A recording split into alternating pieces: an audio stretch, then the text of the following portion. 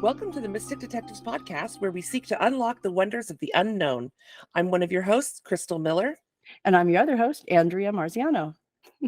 Great. I just was wondering, how are things going for you out in your freezing home grounds?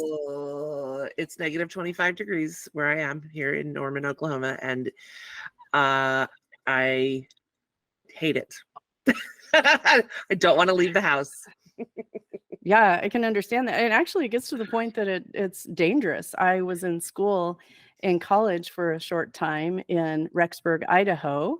And there were times that they closed the school because it was dangerous for us to go outside and breathe, because most of us didn't have cars. And so we had to walk to and from school. They had little shuttle buses, but it still was so cold that it was dangerous, and they would stop the school for it. Yeah, we've gotten myriad notices that in this weather, frostbite can happen in 30 minutes. They didn't say anything about breathing the air, but yeah, they've been very because Oklahomans are not used to this kind of weather. I'm a native Utahn, so I'm not that I'm used to negative 25, but yeah, Oklahomans, this is the apocalypse for them. And so, I have a pipe that's frozen that hopefully won't burst. Even though I have my tap stripping, whatever. Yeah. I've heard that the tap dripping thing is actually sort of a wives' tale, that if it's going to get cold enough to freeze, that the teeny bit of running water doesn't really make a difference. I don't know if that's true or not, but it's frustrating when it happens. And Crystal, you might remember that I was in Austin a few years ago during Snowmageddon, and that was crazy. But it's interesting how the weather can just affect our lives like crazy on both ends of the spectrum. We've got everything from freezing here to, we get places that have monsoons and all of the water events. Where we are, actually, we're in Washington, we're in a tsunami zone, which has always been weird to me that we could be anywhere near enough to water. It would be a pretty big deal for us to get water that was dangerous here where we are, but still we're in the zone, and it's pretty wild. I forgot to tell you, we had 12 earthquakes either yesterday or the day before. I thought when I moved from Utah to Oklahoma, I was leaving earthquakes behind. Wrong. No.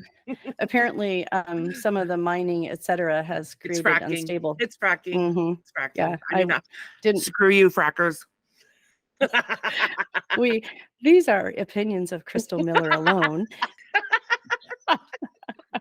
Oh my heavens. Anyway, on that note, I would love to cue us up for having our guest introduce herself. Cami, will you go ahead and introduce yourself and what you're here to talk about today? Yeah, so hi, I'm Cami Sue Taylor, or some people like to call me White Feather. That's kind of a fun name that I have also. I am a drum maker. I make native hoop style drums and rattles. And so I practice and also teach a lot of art healing and sound healing. So I'm a certified art healer as well through a program called Soul Restoration that I took with Melody Ross. And so, yeah, that's what I love teaching and love sharing. And I don't believe that heart statement was incorrect. I believe it's one of the truest things. Yeah, truest things can be said about healing generally, and especially with art. And I have never considered myself artistic. And I was lamenting about it with my mother one time. And she said, well, you might not be able to paint or draw, but she said, you're artistic in so many other ways. You create other stuff, you build jewelry, you cook beautiful meals and stuff like that. And she said, all of that is art. And once she said that to me, I relaxed actually about what art looks like. And I found that there was much more art in my life than I realized. Do you find when you get students that come in that say, I can't do anything like that, are you able to walk them through some of it and maybe help them gain confidence? Oh, absolutely. And I have found some funny things about myself as well, because I can paint and make beautiful pictures and paint on drums and rattles and walls, all the things. But I try to play Pictionary and I cannot draw at all. It's just like a pressure thing for me, I guess.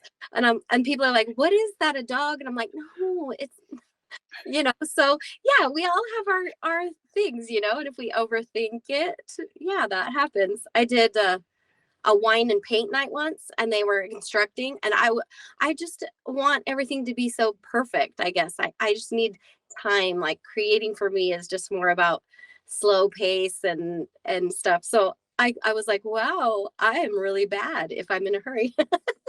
So, whatever. Oh, I come from a vast line of artists, some very famous artists. And so I tend to have kind of a prescription for what art should be. And that's generally something I can't fulfill. And so then I get really down on myself, like, this is ugly, this is an art, this is blah. And it's really hard to, like you said, Andrea, to see art coming from me elsewhere. People have told me all my whole life that, oh, you're so creative. And I've always wondered, like, what the hell are they talking about? oh, I was just going to say, I know that you have a beautiful singing voice. I've heard you sing on multiple occasions, and it's interesting. Pardon me for interrupting you as well. Yeah. I find it's interesting, though, that we all have experienced a perception of ourselves as being less than in this. Mhm. And to me, it's interesting how that is reflected in various areas of our lives. And it might just be a symptom of some of what we feel. And I know this is slightly off topic for what we're here for today, but just the other day we were talking about imposter syndrome, Crystal. And I think this comes into play for that. In reality, I, for example, can come up with really creative solutions to problems. Right? That's creative. It may not be painting something. It may not be sculpting something. I can also make, like you said, Andrea, beautiful jewelry. And it just, for whatever reason, because my family is mostly painters and sculptors, I get caught in this idea of that's how I should be. And then I know I do not intentionally bring this up in every podcast episode, but also you add the aphantasia to that, and it just becomes this whole, like, I can draw what I see. I can look at a picture and I can draw exactly what I see looking at a picture, but because I've got nothing in my mind's eye, I can't. You should see the things I draw from quote unquote scratch. They're just ridiculous, but And for our listening audience who haven't heard of what aphantasia is, it's where Crystal is unable to see a visual image in her mind. Yep. And Crystal, you just discovered this, I don't know, about a year ago, right? Less than, like, maybe 4 months ago, actually. And it's changed my whole, like, truly, no exaggeration, it's changed my whole outlook. And it's actually changed some of my relationships. Because, for example, my sister, Holly, she has began communicating with me differently about things because she knows that I don't have now. She knows now that I don't have that actual visual picture, that my mind, as it were, is blank. A blank-minded individual. Like my daughter Odyssey likes to say, you have no imagination. Uh-huh. I do have Well, an imagination. It just looks different. Right. Have you run into any people with that particular situation when you've shown people art or suggested to people to be artistic, Cami? For sure. And I'm like wowing right now because I'm glad you gave the explanation of that. I've never heard that word. So my husband and I have this problem because I see everything that he can talk about. I will see it in my mind, but he doesn't see any of that. And so it's been a difficult conversation for us to have sometimes. And also I'm like, will you quit saying that? Because I don't want to see that in my mind. Like, there's some things, you just don't want to see. Yeah. Like, don't talk to me about sharks while I'm swimming in this water right now, like I'm seeing them. Like, it's real. So that's interesting. Yeah. It's cool to know how different we all are, though. And so that's the fun part about drumming and sound healing, because we can all feel, right? Yeah. and hear, you know, even if someone can't hear, they can still feel the resonance of the drum. So that's neat. Can I tell you a little bit off topic funny story, just really quickly Okay. about heartbeat? Another off topic. I'm sorry. But No, it's awesome. this is about you, Cammie. Not this story, but this podcast. I apologize, but it's just a funny thing. When I was about 25, I was at an amusement park in Utah called Lagoon, and I started having heart palpitations, and my heartbeat was just. Turns out I had SVT, but of course I didn't know it at the time. But my heart was just going fast, fast, fast, fast, fast, fast, and then it just suddenly stopped, right? The palpitations. And I was not a nurse at the time, and I was young and naive. And I thought, in that moment, I thought, did my heart just stop? Am I dead? Am I going to die? So it did not, for the record. But that you made me think of that. Like, y'all, if your heart stops, you're dead.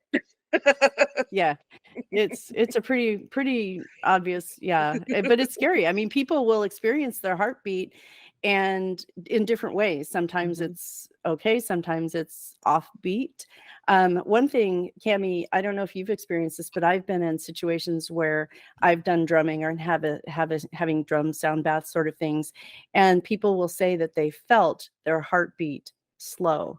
Have you heard people say that? I'm imagining the answer is yes. Oh yeah, for sure.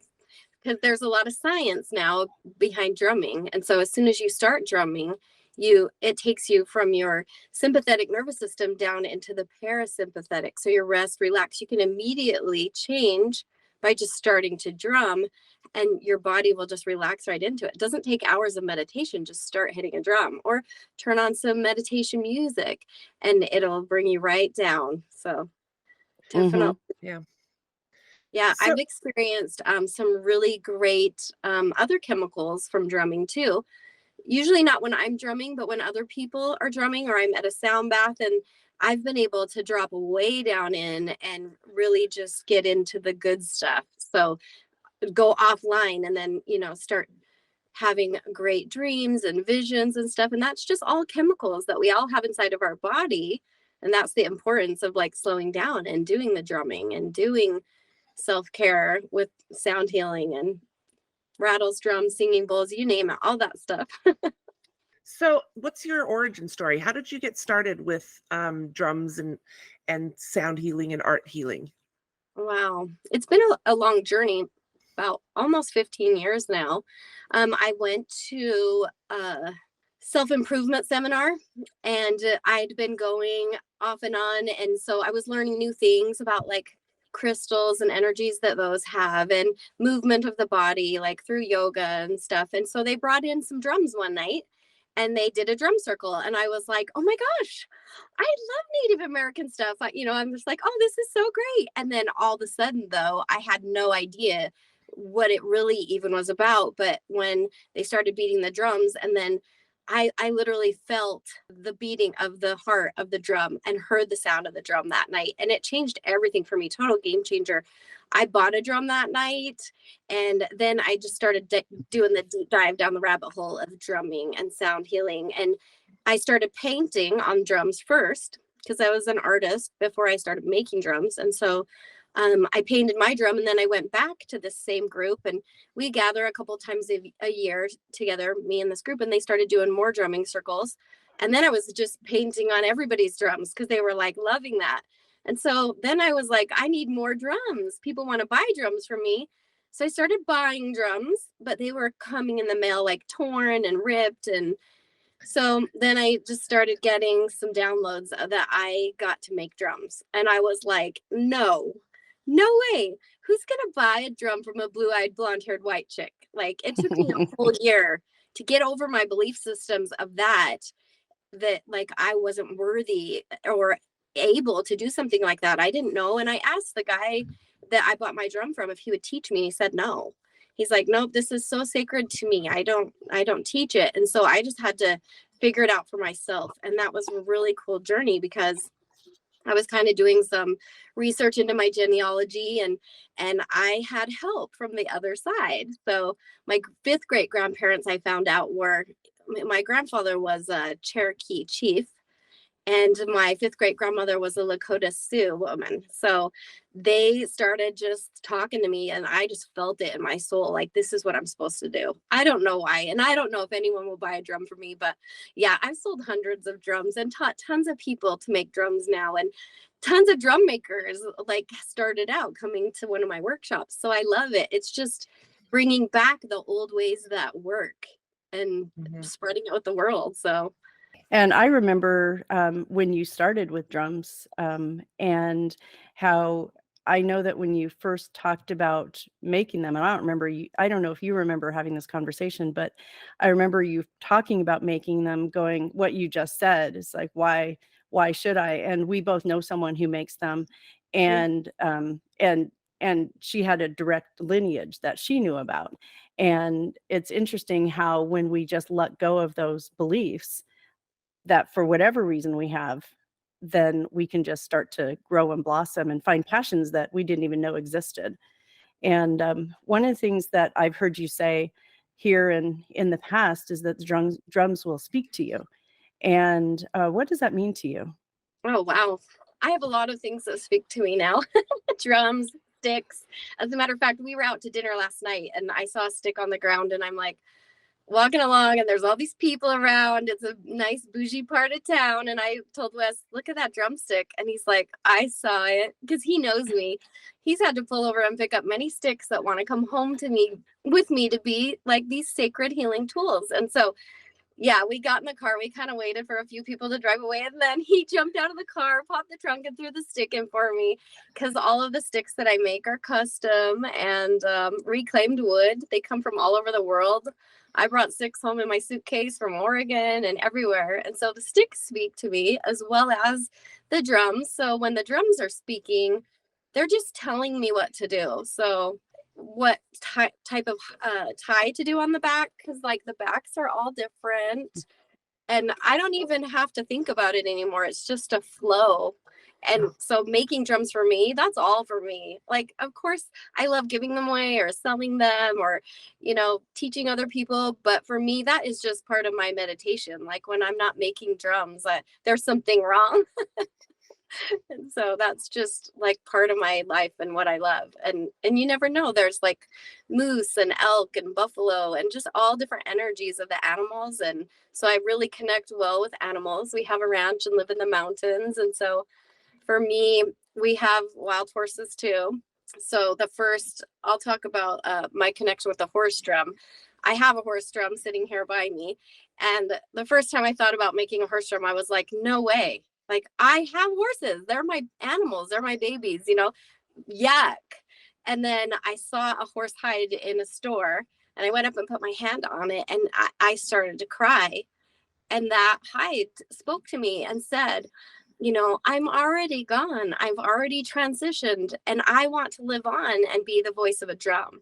And so now I've started making horse drums, making sure they're, ethically sourced and all of the things. But a horse drum is just a beautiful energy of that freedom and all the medicine of the horse that gets to live on and assist us in our meditation and healing. So that's beautiful to have that connection in your life and to realize that while at first it seemed yucky to you, to use a horse skin, how it can live on. And as you said that, I just thought of things like people who have been in movies.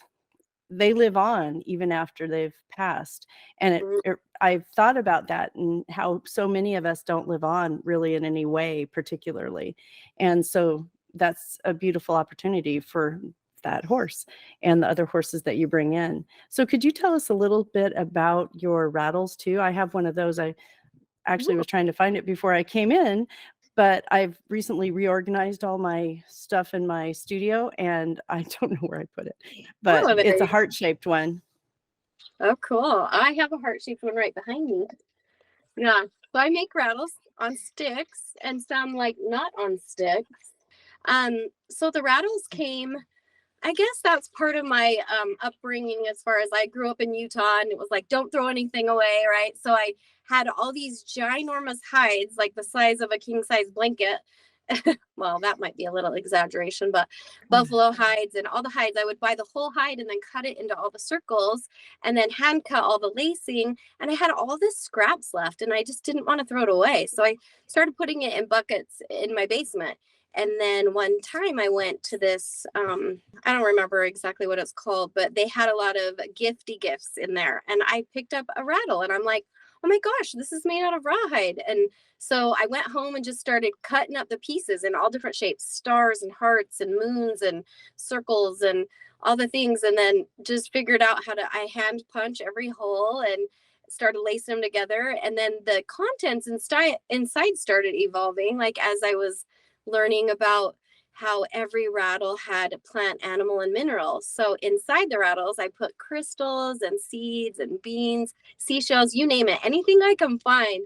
I'm just always foraging and bringing home little pieces of whatever I can find on this planet to put inside these shakers. So they all sound different and they're really great to, as I've studied them, they can definitely put you into a meditative state and almost like a trance as you're using the rattle. And they're also good to come back out of a meditation if you use like a louder one.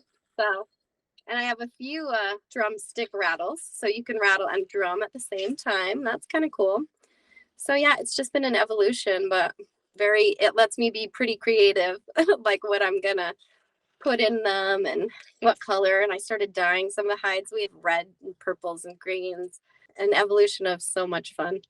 That's really cool. The one I have had by my bedside for many years, because sometimes when I would go to sleep, I would be a little bit uneasy or whatever. So I would shake it.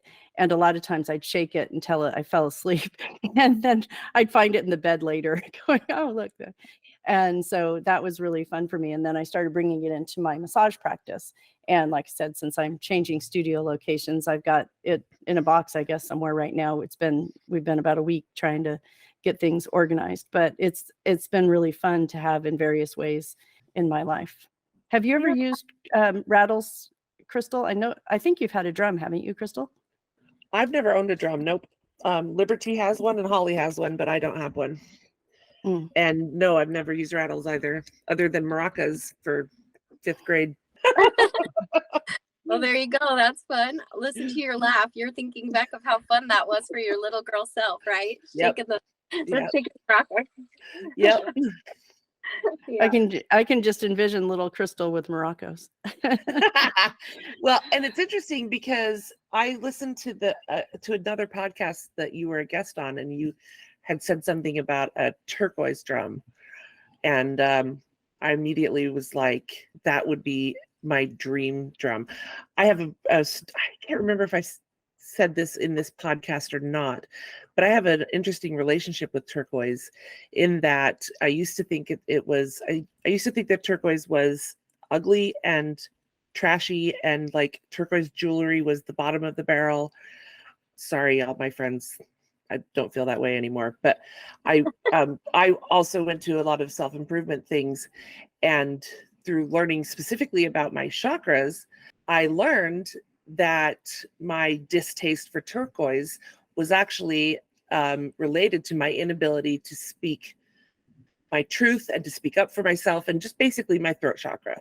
Once I did work on my throat chakra, and did some healing with that, all of a sudden, it was like I'm actually getting goosebumps, literally, because it was just this transformation of what turquoise meant to me.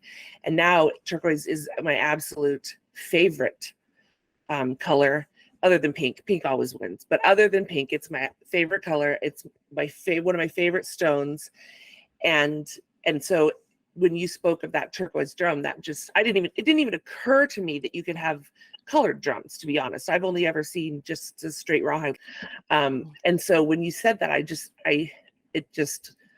it changed my view on drums. And not that I already had a positive, opinion and experience with drums, but it just kind of like opened up a new door for me with drums. So I appreciate that you were on that other podcast and that I got to listen to it and that I got to hear that. And I just wanted to let you know and let our listeners know that was really impactful. And It was awesome. Wow, that's good. I'm glad you like turquoise now. You know, you Yeah. can see me, but listeners can't, but my fingernails are all turquoise today. Yes, they are. Yeah, that's become one of my very favorite colors too. So I have 2 turquoise drums I'm working on right now, painting. Awesome. So yeah, I'll have to send you some pictures later. Yeah, please. That's Yeah. awesome. Well, so our podcast is called Mystic Detectives, and our listeners may be saying, okay, well, this is great about drums, but how is this mystically related? So, how do you feel that this experience is mystic? And do you have any kind of description of what mystic might look like for you?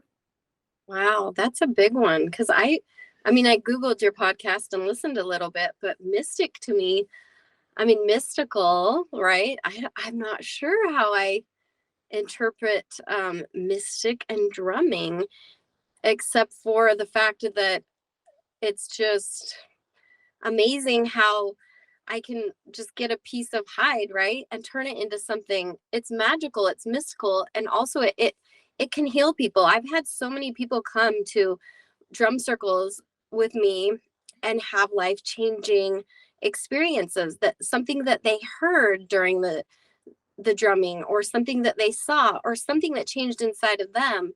One particular story, it was the first drum circle I ever did, and I was so scared to put it out there to the world because my family was already like, oh my gosh, she's a hippie.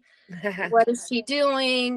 This is weird. People didn't understand that 10 years ago. A lot more people are into drumming and sound healing and stuff now. So I put it out on Facebook that I was going to have this drumming circle at my ranch, and a bunch of people showed up. I was shocked how many people came because the ranch is like 3 hours from anywhere, really. And we had this one guy come, and he knew us from online and from some trainings that we'd been in, but I didn't really know him. And he was just so happy to be there. And he shared with me later that he came there because he wanted to meet us before he died. And he was planning to take his own life. Wow. Yeah. And so that was just a beautiful mystical thing that happened because that drum circle changed his life. And then he started hanging out with us. He is like a beautiful man now. He teaches people, he works with horses. He's spent a lot of time with my husband. We have wild Mustangs, and he's learned, and he takes people out on the horses now, and he makes drums.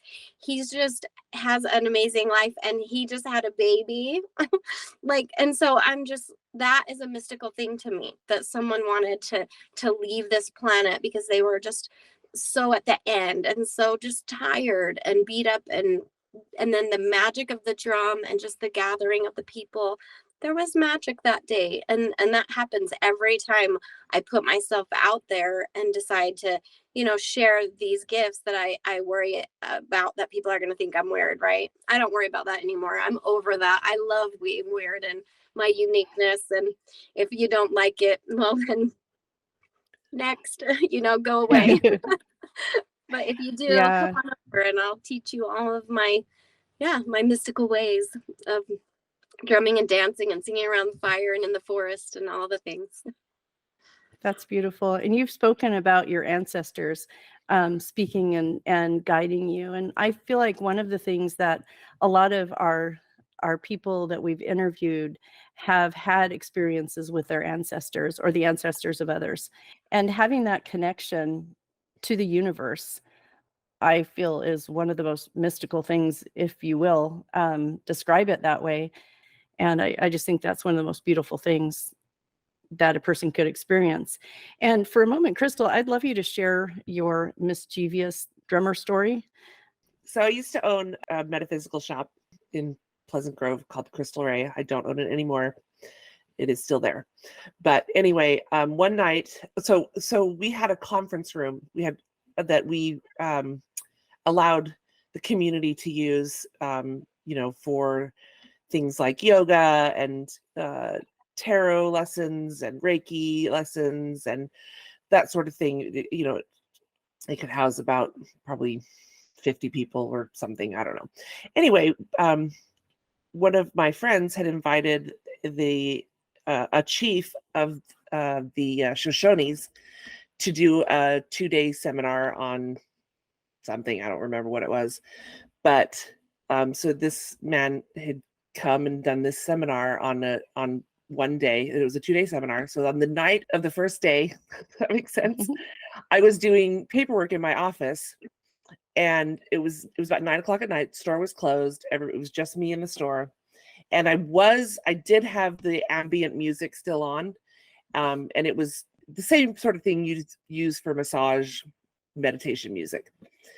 And all of a sudden, I hear drumming, and I'm like, "What?" And so I'm thinking to myself, "Crap! Somebody's gotten into the store somehow, and they're messing around with James's stuff, right?" James is the chief. So to get to the conference room from my office, I had to go through a hallway. And as I'm walking through the hallway, it's getting louder and louder and louder, and it's definitely just native drumming. And so as I get closer and closer, it's louder and louder. And I'm like preparing myself to confront whoever is doing it, right? Whoever is messing around with James's stuff. And I open the door, and it's a cacophony of drums. And I look into the conference room, and it's empty. I said, "Oh my gosh, stop." And it immediately went silent. And I was like, "Oh my God, this is worse." Oh God. So I ran back to my office, and I called my friend who had invited James to do the conference. And I said, "This just happened, and I need to know what the hell just happened with me." And she said, "Did James leave his peace pipe in the conference room?" And I went and checked, and he did. And she said, "Yeah, that's just that's just Shoshone ancestors messing with you, because they have coyote energy, and coyote energy is mischievous." And so it was just some native Shoshone just having a good old time freaking me out. But it's like one of my favorite stories, because I love to collect the stories of the mystical, right? Like, okay, other than, I guess, psychosis, there's no other explanation for what happened to me, And the fact that my friend, who also happens to be named Crystal, the fact that my friend Crystal knew exactly like about the peace pipe and all that stuff, like it just gives me the memory of what else is out there in our universe and in our space. Wow, that's really cool. So that says a lot about you too, though, that one of your abilities is like your clairs, like the clair audience. You're able to hear stuff that is not of this realm, right? Yeah. Super mystical. Yeah, it was wild, to say the least. Yeah. I thought you'd enjoy that story, Cammie. Sure. Have you ever experienced anything like that in all your goings on that you have, especially at your ranch that you were in, and especially with those teepees that you had? I just imagine being in those and thinking, "Oh, I feel the energy of everything that happened in here." For sure. I've had so many. Just to pick one, I guess, because I even had an experience today with one of the drums that wanted to come with me. And I looked at it and I just walked on. And then we got down the road and I'm like, we have to go back. Like, I almost didn't hear it. But then it came to me again. I'm like, we got to go back and get it. And it was the horse drum that I was telling you sitting here with me as we're talking. But that's just a teeny example. The very biggest one, the most memorable, was probably the first time I realized that wasn't me daydreaming. Like the old me was pretty closed off before I woke up, and I would just think I'm daydreaming stuff when really like it was something happening. So I was at a retreat up in Heber City, Utah. I'm from Utah, and my ancestors, my grandparents and my dad and my great grandparents all lived in the Heber City, Charleston area.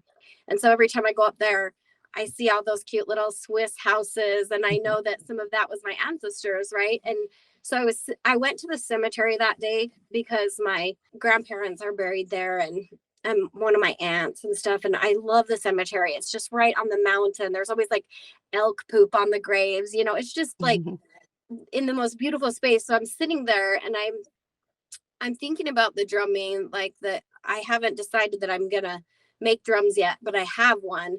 And I'm sitting there and I'm meditating, and I'm doing an activity that this retreat had asked us to do, to go out in nature. And for some reason, I felt like I was going to do the nature at the cemetery.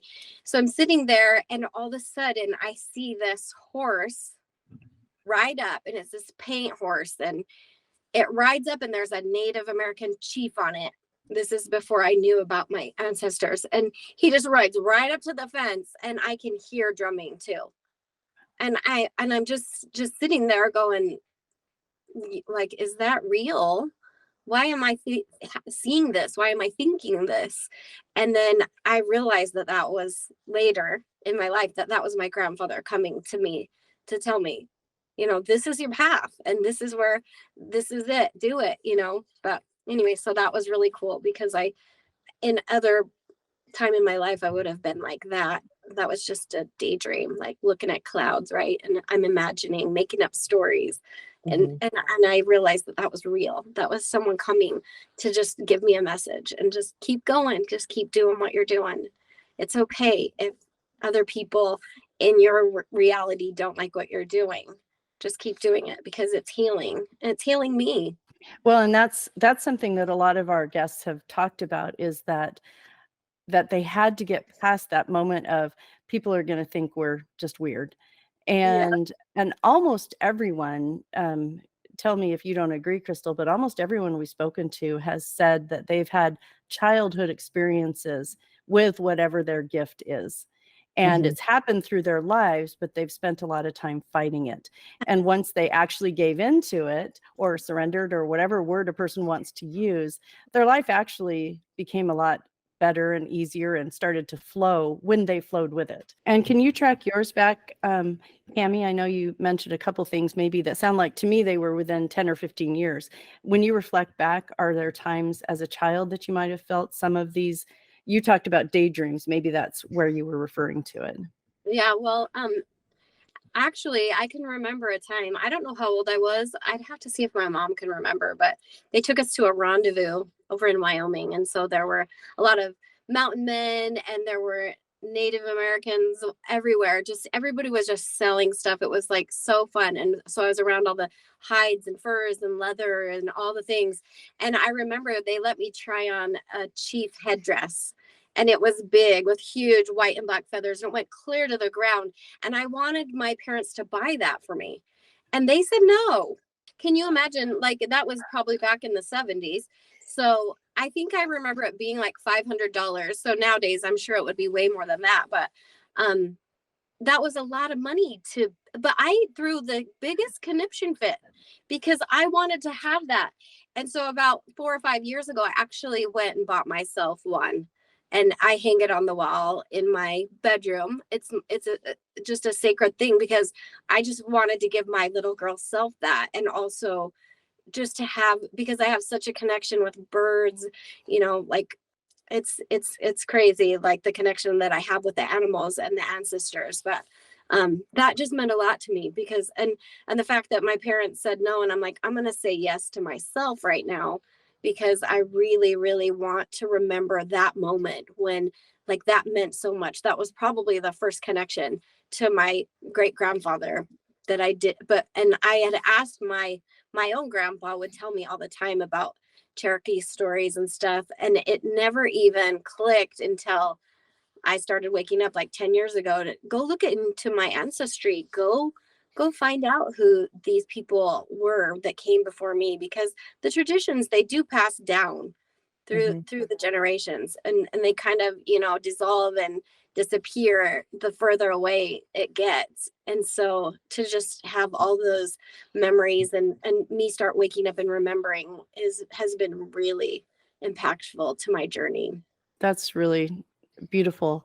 And to have those interconnections through life, I think are what make life worth it. And I think about people who haven't noticed connections or feeling any other kind of support from any other kind of way, like this woman I was talking about, that her only support was me every 2 weeks giving her a massage. And to me, that's tragic, but also I'm quite the connected extrovert person. And I'm like, oh, everybody has to have love and be cared for. Not everybody feels that way or says they feel that way, but I think it's a deep down need for all of us to be connected somehow. Even if some people say, well, I don't care. and maybe it's just my rose-colored glasses saying, but are you sure? But to have that connection. Now, as far as I know, I have no biological relationship to any Native American type history. My adoptive father, on his mother's side, is Cherokee, and he's a quarter Cherokee. And so my grandmother had the Cherokee, and I can't remember what other mixture, but it's interesting to me. I wonder sometimes that now that I have a stronger connection to drums and all of those sorts of things, if even though we weren't biologically related, I think those teachings and the knowledges will still be connected by just being together with each other, even whether it was my dad or just generally having different exposures. I think that just being open to possibilities has been really huge for me as I lean into more and more things.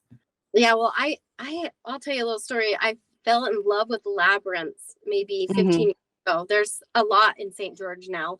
And so I started walking the labyrinths and just meditating that way. And when we moved from St. George, there wasn't a labyrinth. So we went to our ranch up in the mountains, and we lived there full time when our kids were growing up. And I just kept hounding my husband to build me a labyrinth. Like, I just really want one. And he's like, this is a huge taking on, and it would be a big spot in our property and stuff. But I just really wanted one. So one day he was like, fine, let's just do it. It was kind of like this thing between us. And so we got our boys and we went out and we gathered all these rocks and put plastic down and sand and made this beautiful labyrinth with all the colors and rocks from the 4 directions. And as I was sitting in the middle of it, I was just so happy. It just filled my soul to have this place to go and just to walk and to think. And so I started studying labyrinths, and I was given some downloads. Actually, my husband too, even though he was the one that was like, oh, this is more woo-woo. Now the rocks are talking to her. So we now facilitate labyrinth meditation walks, and we've built 2 labyrinths on our property. And last year I got my DNA tests done. I've been having some physical health issues, and I wanted to have some supplements made for myself that were specifically for me and that would work with my DNA. And I found out I'm 48% Scottish. I didn't even know anything about Scotland or Scottish. And so as I'm looking back at the labyrinths, like, that's where they started, and they're all over. I want to go to Scotland now and go walk some of those ancient labyrinths, because I just feel this huge connection. I'm a mutt. I just have, all kinds of different family origins all over the place. And so it's fun to find those things out. And it kind of helps us understand why do I want to paint labyrinths all the time, or draw them in the sand, or walk one every day. And it's just some connection that's inside. I've known you, like I said, for a long time, Cammie, and I'll definitely be reaching out to you because I'm going to be building a labyrinth on the property here. We've got a creek and some land behind it, and then a natural spring. And when I do the drum classes, I was making this big production about it. The water came out of the spring. We're talking about the circle of life. And one of my friends said, that was really fascinating, but I frankly don't care. I just want to do the sound bath. I was like, oh, to me, the connection to the earth was like the deal, and the drum was fine. And I love drums. However, look how it flows. And I was talking about all these things, and they said, well, that's interesting. But they didn't care. So it was kind of interesting to me that the part of it that was so passionate to me, kind of like with the hides talking to you, the water talks to me. I feel the hides, but the water is the thing for me. So to be able to build the labyrinth back there next to the creek and also to the spring is super exciting. And Max and I have been talking about how we're going to do it. And it's fun to hear your stories about it, because through some of the same trainings, I have experienced labyrinth as well. And there's one here on Bainbridge Island that I've gone to, and I could have spent the whole day there. However, the people I was with didn't want to, but I had gone back by myself so I could stay longer. And just that connection has been really important to me. And then to bring it in with the water here is super exciting. And you were talking about birds. We talked in our last podcast that day that we have a pond here that has trout in it. and 3 eagles were flying overhead. Well, they were going to go fishing. And so they were flying overhead and they were just so lovely. And we have herons as well. And I think you'd really enjoy it. Just watching these birds come in and just be the birds that they are. And we aren't far out from the city. We're right in a city, but we have 11 acres around us. So it feels more secluded and a whole bunch of trees and that sort of thing. So I love the slice of nature that this is and how it connects me with the various parts of the world and parts of the earth. And it's been really fascinating and to watch how all of that affects other people, and also how some of my passion is interesting to people, but they're like, eh. And that's okay, because I'm still going to talk about it.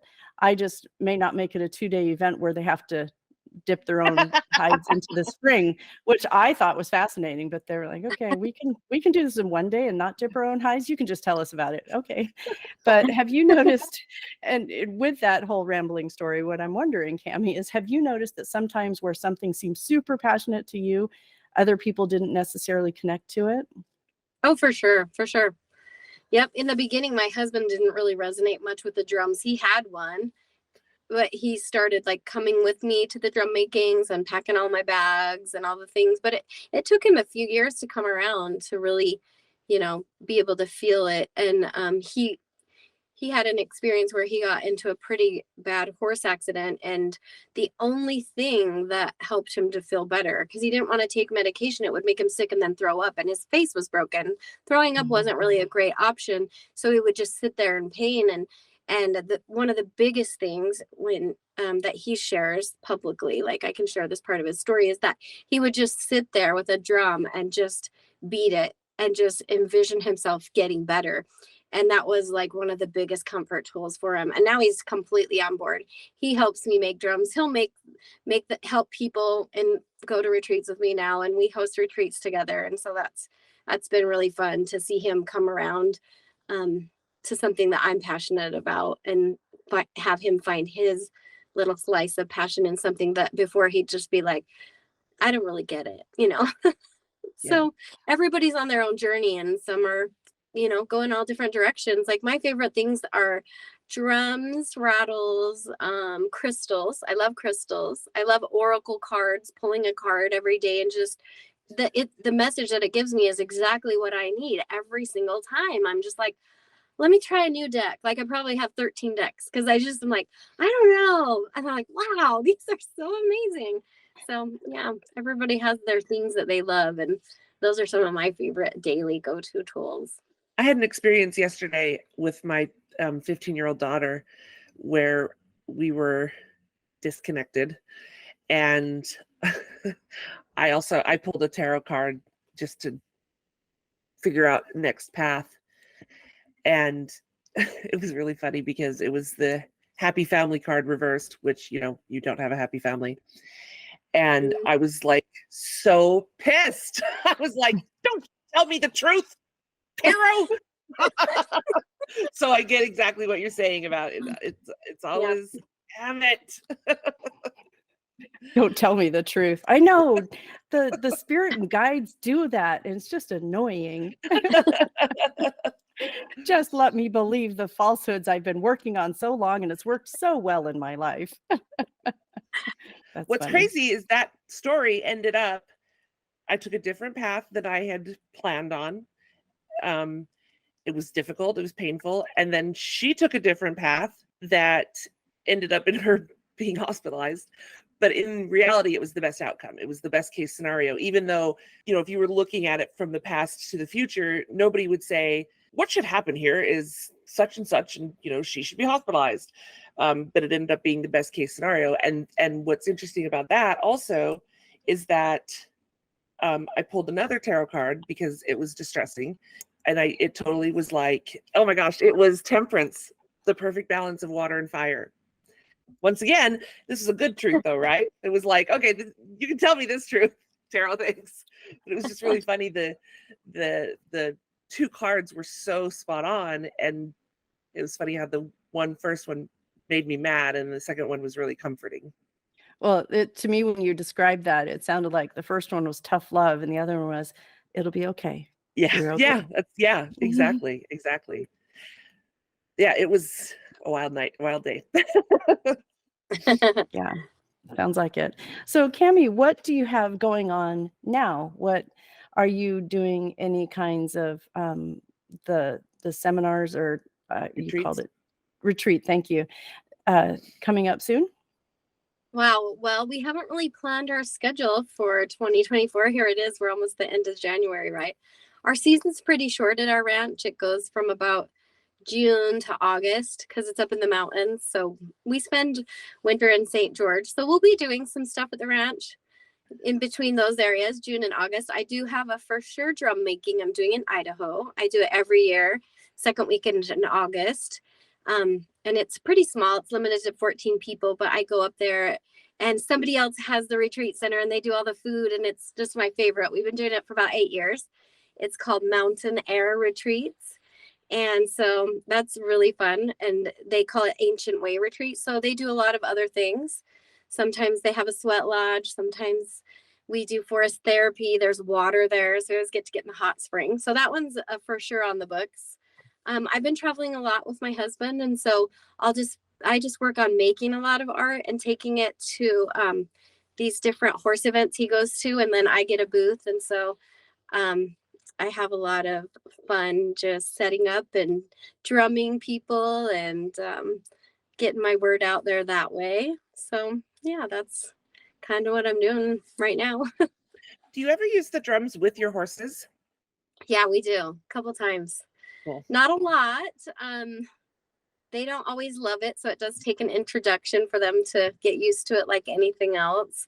But once you get in there, it's pretty good. I use it more far away with them. Like we adopt wild Mustangs, and so they come pretty wild. We kind of like fire breathing dragons at first because they just want to be free, right? And now we're taking them in and trying to domesticate them. And so I'll use a lot of Reiki and drumming from afar while West gets in there and does the scary work because he's really good with the horses that way. So, but yeah, sometimes he takes the drums in there and gets right in and can work on some of that because they have to transform, they have to change, right? Yeah, our ex-husband used to tame wild Mustangs.